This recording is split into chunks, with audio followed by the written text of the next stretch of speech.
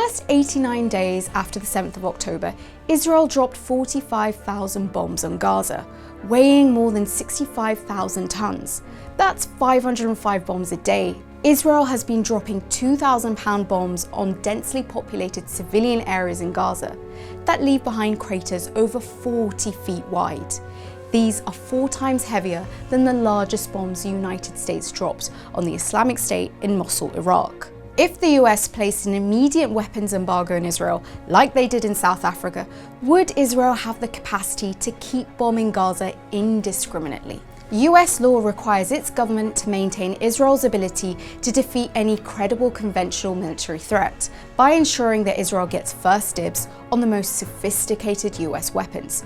Without it, Israel's military edge in the region is threatened.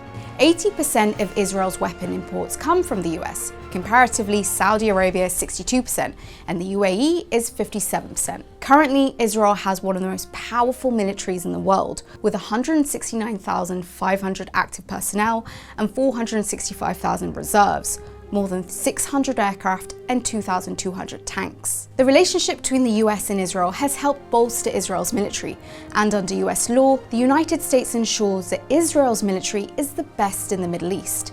This commitment to Israel's qualitative military edge forms a central pillar of Israel's security strategy. Israel's army is strengthened by $3.8 billion in annual US military aid through the Foreign Military Financing Program. Israel must use this money to purchase US military equipment and purchases. A cut to this budget would put Israel in immediate danger.